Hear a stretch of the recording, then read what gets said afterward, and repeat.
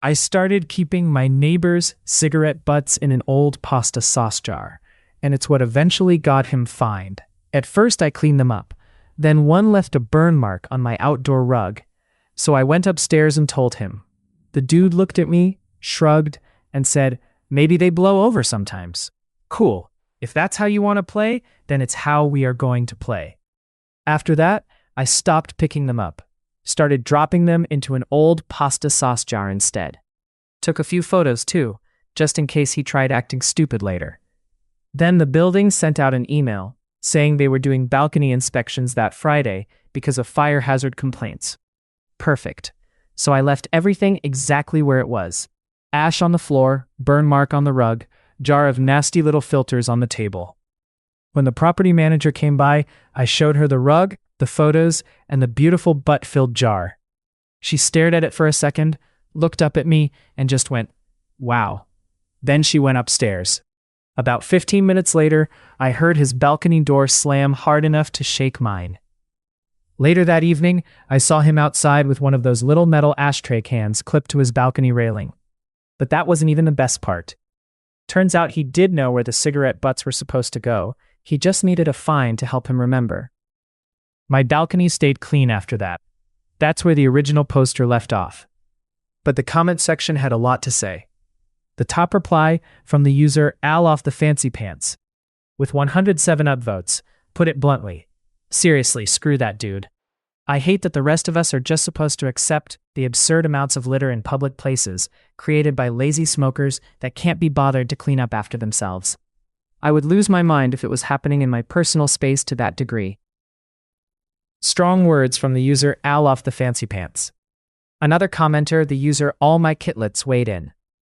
I smoked for many years. I was never one of these asshats. I'm certain he's a jerk in countless other ways. That was the user All My Kitlets. The user Blonde Lefty pushed back with a smoker's perspective. I'm a smoker, but I hate when people just flick the butts. It's called courtesy. I've managed to nearly retrain my partner to stop flinging them in the yard and put them out properly. When I visit friends, I walk away from the house to keep smoke from blowing inside and never leave butts out. It's respect. I know it's a nasty habit, but at least be conscientious about it. It drives me nuts when others flick the butts. Good on you. Sorry. Rant subsiding. And yes, I'm about to have a smoke. End of reply from the user Blonde Lefty. Let me know in the comments which side you're on. At 7:30 in the morning, I walked into my boss's son's bedroom to wake him up for the worst shift of his life. So, I, 32 male, work in a restaurant and brew house. I brew beer during the week and I cook on the weekend. In our workplace, only the owners are above me, so I am the boss of every other employee. It is a small business, 13 employees, including me. Right now we are closed for a month. A big renovation is going on for the summer. The owners, a couple, are on vacation. During that time, only 4 of us work, and I am in charge. This winter, the son, 19 male, of the owners started to work with us, and he is one of the 4 who work right now. He stays alone at home while his parents are gone. Yesterday, he spent the whole day bragging about doing mushrooms for the first time tonight.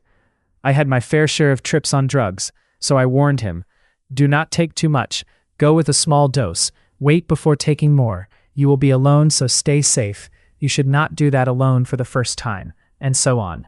But that freaking boy did not listen. But that wasn't the worst part. Around 6 p.m. I got texts from him all in less than 20 minutes. Took 3 grams, did nothing. Taking 2 grams more, high as fuck. I feel the wind on my skin, but windows are closed. Just smoked weed. Feel weird. I think they found me. All that while I was in the shower. I get out, look at my phone, and sigh. They live really close to me, barely a 5-minute walk. So I dress up and walk to their house. The boy was near a bad trip.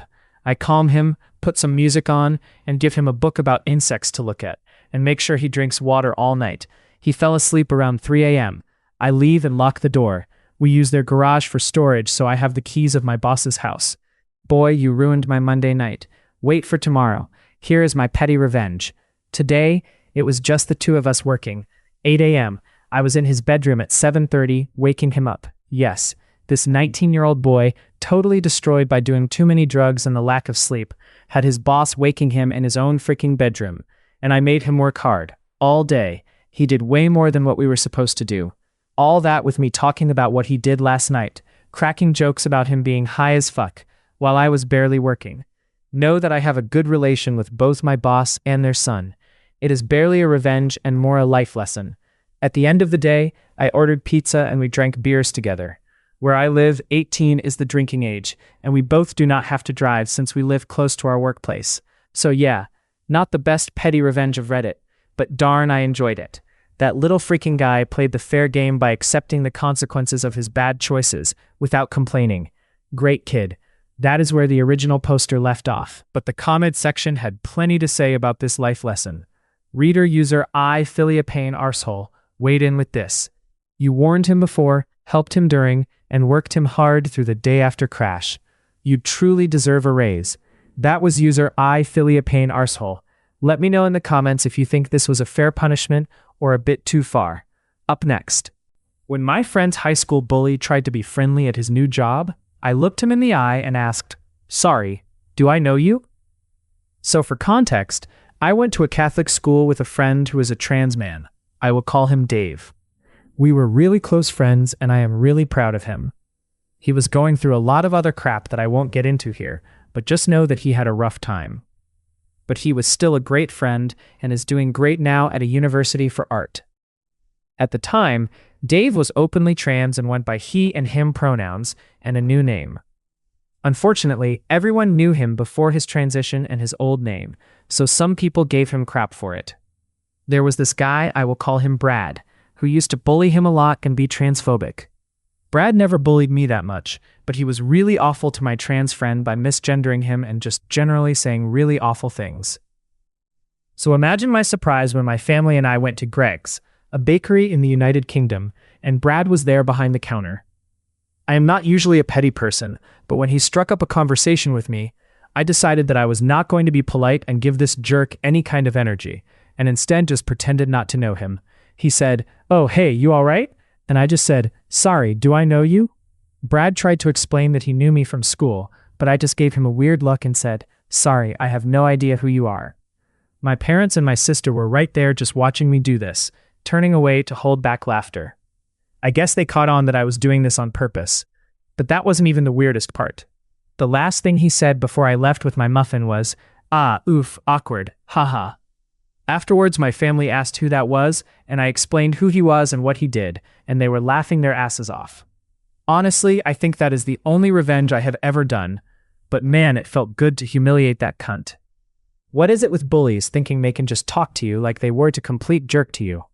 Like, I get people can change, but what makes them think I even want to talk to them when all I remember about them is them being a complete jerk? Reddit had a lot to say about this. The top comment from user 2popular1542 with 4,319 upvotes reads, "Revenge against bullies stories are always great because schools never do anything to stop or punish them." Another reader, user subtleglow87, added, "I had a guy who I knew from middle school through high school. We rode the bus together, he lived in my neighborhood, we had no less than 24 classes together over the years. He knew who I was, he pretended not to, while I was serving him while he was on a date one day. I was his server. It was awkward and afterward I was angry. Dude literally signed my yearbook, stay the kindest. Coolest girl I know. So it wasn't like I deserved being treated like this. The tables were finally about to turn on him. Fast forward a couple years and I'm bartending at a popular bar. A ton of people from high school would come there. Suddenly, when the whole rest of the bar knows me and it's cool, he remembers who I am. Motherfucker had the balls to ask me for my number. I called him out in front of everyone and was like, "Weird you remember me now, but couldn't remember me when I was serving on the beach. Sorry, but I don't give my number to assholes." He turned the deepest shade of red and tried to come up with excuses while all of his friends were like, "Seriously? We've known her since we were 12. And then you really thought she'd give you her number after you treated her like that?" Dude tried spending the entire night coming up with excuses and apologizing. Another reader, user Pretty Purple Puppy, added, "My adult daughter is as petty as I am. She did this to a guy she knew from high school too. I loved it so much that I am waiting to run into a specific ex-friend so I can do it. Let me know in the comments which side you're on. Up next, I gave a gym influencer's live stream audience a sound effect she wasn't planning on. Most of the other folks there just wanted to complete their sets, shower, and head home. But she needed her followers to see her circuit, and everyone else needed to move. A real pain in the ass. I was in the free weights area completing a few sets of barbell squats as she sat up near to me on the weights bench. She stood staring and grunting, but I wasn't moving. She sat up making sure I was not in her shot and restarted her stream. As she restarted, I started my final set. Barbell squats are good as a secondary exercise for your abs, and my final set increased the weight. Throughout my workout, I had felt a bit of gas building up through the sets. I had held it back as I am polite to other users, but the influencer girl was making herself very obvious and very obtuse. But that wasn't the worst part. As I went for the last descent, I decided I wasn't going to be polite and hold that gas in any longer, so I let go a very loud and very obvious fart. I'm sure every follower on her channel heard it. I picked up my towel, wiped down, and left. Petty? Yes, but exactly what she deserved. Reddit had a lot to say about this. The top comment from user shoulda known better, with 4,393 upvotes, reads, "Next time you need to whip around, look at her and say, 'Oh girl,' super loud. Absolutely none of those watchers will believe it wasn't her. Laugh out loud. I hate anyone who films in gyms." Another reader, user Girl Stiletto, added, "Check with your gym. A lot of them, like the one I go to, don't allow filming, recording, or influencing in the gym. Let me know in the comments which side you're on." My roommate could host a Coke party until 6 a.m., but she once made me leave my friends because a fire alarm battery was beeping. We were 21 to 22. At first, it was constant check-ins. Where are you? Who are you with? And when are you back? Then it turned into arguments if I didn't follow plans exactly. If I changed plans while I was out, I'd get paragraphs calling me inconsiderate or a bad friend, with all the names under the sun. Cunt was her favorite. But the double standards were insane. She could bring people back whenever she wanted. Once, a group stayed up doing coke until 6 a.m. before my 9 a.m. start. I wasn't even allowed to have friends in my own room because it made her anxious. I literally had to sneak people in and out of my own house. She'd also create emergencies anytime I went out without her, so I'd have to come get her. If I didn't, it would turn into a massive argument. At one point, she spammed me with calls while I was at a pub quiz because the fire alarm battery was beeping and she was too anxious to leave her room. She even got someone from the bar to come find me. So I left my friends and went home. I couldn't fix it because it needed new batteries. I said there was no point in me coming back, and she just goes, "I know." That was when I mentally checked out. But that wasn't the worst part. What made it even weirder was that when she first met the guy I was seeing, who was my friend with benefits at the time and is now my boyfriend, she actually liked him. She met him in a club queue and said he seemed like a great guy. The second she realized I was sleeping with him, though, suddenly she hated him. The final straw was when she told me that if I slept with him again, she would stop speaking to me. So I did, and I made sure it was the loudest, most obnoxious, absolutely unmistakable, orgasmic night possible, with her in the room next door. She stopped speaking me after that. We communicated through notes until I moved out about 4 weeks later. Best part? It was the best the house had ever been. Reddit had a lot to say about this. The top comment, from user Juleophile, with 3,158 upvotes, reads, "I don't understand people who cater to their roommates like they're anything other than a person paying half the rent.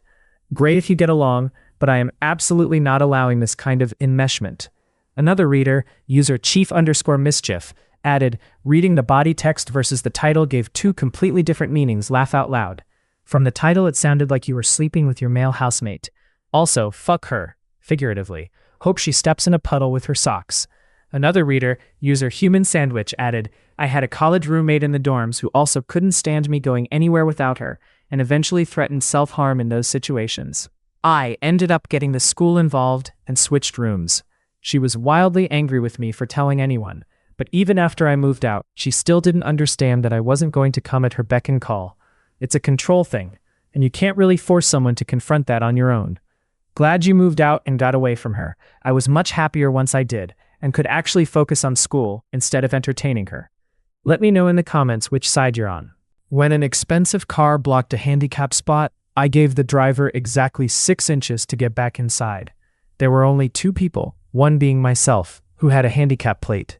I knew the other person who needed it would not be able to get out of their car, so I didn't take the second handicap spot. While we both have valid plates for handicap parking, they needed the spot more than I did. I love it when someone invites me to play the fuck around and find out game. Cue my behavior modification plan. The parking spot on the offending vehicle's other side was available, with it being that vehicle's driver's side. I decided I was going to park in a way that left them under 6 inches to get in their vehicle. I even pushed my passenger side mirror in to get as close as possible. This left them with the only choice of crawling in from their passenger side. Between the day this occurred and when we moved out 6 months later, that vehicle never repeated that again. If they had been pissy and tried to dent my 10-year-old minivan, no sweat. I happened to document their license plate. The neighbors who needed the handicap parking more than I did couldn't stop laughing. The elderly woman said it made her day. But then the stories in the comments got even more intense. That is where the original poster left off, but the comment section had plenty to say about this parking lot justice. Reader user Bony Kneecaps, with 200 upvotes, replied with this: "Thank you, original poster. My mom has limited mobility and needs to open the car door fully to get in and out. People who crowd handicapped spaces enrage me. I've often misaligned side view mirrors of people who do this. No damage, but if these people need to waste time resetting them, it's a minor win." That was user Bony Kneecaps. Another commenter, user Lem1618, with 136 upvotes, weighed in. "My neighbor broke his back. He was a heavy machinery mechanic and already strong before the accident, and being wheelchair-bound only made his upper body stronger. He was pissed at the world. He drove an old Toyota Hilux and would park as far to the side as he could while still being in the lines. That allowed him enough space to lift his chair from the passenger side and unfold it on the ground at his side. Him leaving so much space often had people parking over the line. He would smash his door into their cars. If he couldn't get in, he would wait and pick fights with them for parking over the line. He didn't accept their apologies. He was just pissed at the whole world after his accident." End of reply from user Lem1618. User MalibuCat48 added this: "I saw someone leave a grocery cart in a handicapped parking spot instead of walking it to the return area. Some people just don't care. I moved it myself because I couldn't leave it there." Strong words from user MalibuCat48. Let me know in the comments which side you are on. Up next, my ex-fiancé earns over $160,000 a year, but was still using my employee discount to save $10 a month on internet. Called my ISP today for generic Wi-Fi troubleshooting triage, and inadvertently discovered that my employee discount is apparently still being used by my ex-fiancé at our former residence, which I wasn't aware he was still residing at. The representative asked me if I'd like to terminate the discount at the former residence, and if I'd like to have it applied to my current address. Why, yes I would, kind sir. Thank you very much. This is a man who believed banging his fists against walls was acceptable behavior, and who also attempted to force intercourse on another occasion. Even when I declined and said no, he still tried to force intimacy, and went on a tirade about how I owed him. Dude isn't exactly suffering financially either. He earns over $160,000 plus per year in salary, an additional $3,000 per month from a side hustle that only eats up a few hours per month, another $1,500 plus per month in profit from an investment property, and also recently pocketed over $100,000 from the sale of another property. Buddy can afford an extra $10 per month for internet service. But that wasn't the worst part. While I earn a comfortable salary, I also have a medical condition that has me on regular immunotherapy treatments, whereas he's totally healthy and able-bodied. I also work far longer hours than he does, not to mention I'm in a far more stressful profession than he is. One small additional step towards administrative closure and course correction. One small recalibration in the ecosystem of righting wrongs. That's where the original poster left off. But the comment section had plenty to say about this bit of administrative justice. Reader user Musketeers+2, with nearly 2,500 upvotes, shared a similar satisfaction. Cutting people off of things they shouldn't have access to anymore is one of my favorite things. My former tenant learned this after she moved out and refused to log out of my Netflix. She even had the balls to text me and ask for the new password. That was user Musketeers+2. Another commenter, user InsectElectrical2066, weighed in with over 300 upvotes.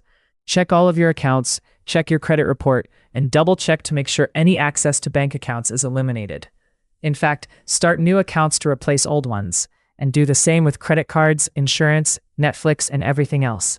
Helpful reminders from user Insect Electrical 2066. Let me know in the comments if you've ever discovered an ex still using your accounts. He sat in his cool office telling us it wasn't that hot, so for years we put a giant industrial bin in his parking spot every single morning. We had a heat wave one weekend when I was working. The shop floor was roasting, but despite calling upstairs, the manager wouldn't turn on the air conditioning from his office, telling us to stop complaining. He wouldn't come down to the floor. Eventually, I went up to see him after several complaints from customers about how warm it was. I found him sat in his comfy chair, with a fan on his desk, whilst he pissed about with spreadsheets. The moment he went on his lunch a few hours later, my supervisor and I shot upstairs and grabbed the fan, went down to the stockroom, and stamped on that fan until it was in pieces. Then we dumped the evidence in a bin bag in a public bin outside the back of the shop. The stupid old bastard spent the rest of the day lamenting the loss of his fan, searching around thinking we'd hidden it. And when he eventually joined us on the shop floor for the final hour of the workday, he decided we did indeed need the air conditioning switched on. Every morning after this, we ensured our large industrial bin was dumped in his parking spot, so that he'd have to get out of his car to move it before parking, every single morning, for years. But that wasn't the worst part. That is where the original poster left off, but the comment section had a lot to say. One reader, user Minateshi, with 228 upvotes, shared this experience. The station of tools I worked at never gave a flying care about air conditioning or heating. Hell, in winter we had the gas-based overhead system, and our store was like Sahara temperatures during the winter. It was beautiful. That was the perspective from user Minateshi. Which side are you on? Let me know in the comments below. My racist EMT partner wanted a reaction, so I'm giving him the one thing he truly can't handle: silence. I've dealt with my fair share of racists and homophobes, both as patients and as ambulance partners. But this guy takes the cake. He is every type of parable you can imagine, including, but not limited to, racist, homophobic, transphobic, and worst of all, he's just a deeply creepy individual. I honestly don't know how the guy hasn't been fired yet, so I do the one thing I know will get this guy more than anything. I don't talk to him unless I need to for a call. I don't argue with him, I don't try to convince him of anything. I just keep my mouth shut and deadpan his ass. He has nothing to bring to HR. Even they can't force someone to talk to someone. It's only been a couple months of doing this, and it's already working like a charm. Reddit had a lot to say about this. The top comment from u/AL off the fancy pants with 459 upvotes reads, "I hate that people like this take care of vulnerable people. I hope you make him so uncomfortable he finds another vocation, like sewer maintenance." Another reader, u/ChaosFreak23, added, "Not racist, but had a former coworker making horrible comments about me and twisting my words to make them sound bad. So I just quit talking to her. I didn't need to talk to her to do my job. It lasted about 2 weeks. But that wasn't the worst part. Then, because I wasn't talking to her, she said she was going to stab me. Another coworker heard and told her she shouldn't say that, and she responded, 'No, I am going to stab him.' I went to HR, and she was gone before the end of the day." Another reader, u/somewhat ill-advised, added, "I'm also a fan of the 'I don't understand the joke, can you explain it for me?' with a polite, quizzical head tilt. Please, do explain why your racism, sexism, homophobia is funny. I'm taking notes for my lawsuit. Let me know in the comments which side you're on." After 2 of my colleagues got my promotion blocked, I made it my mission to destroy the one thing they were trying to lose: their weight. I called them the gruesome twosome. Nasty people. They went out of their way to prevent a promotion, gossiped, lied, etc. Not the worst people, but nasty. I used to dread working the days when they were in together. Anyway, they were chatting about how they were both on a diet, going to some kind of gathering where they monitor weight. I don't know, Weight Watchers, I assume. I didn't think much of it until another department left us some Easter eggs in the office. The eggs got wolfed within a few days by the gruesome twosome. They seemingly couldn't resist the pile of chocolate. It was a bit harsh on the other staff who were also entitled to them, but those eggs went fast. So I started bringing goodies in, going out of my way to find things which had a lot of calories and leaving them in the office. Donuts, brownies, biscuits, and sweets. They would always go fairly quickly. I did consider making my own stuff using lard, but I don't have time. Anyway, they didn't appear to lose weight. They spent a lot of time talking about dieting whilst also eating the goodies I was bringing in. Then we all got made redundant anyway. But the drama was only just getting started. That's where the original poster left off. But the comment section had a lot to say about the situation.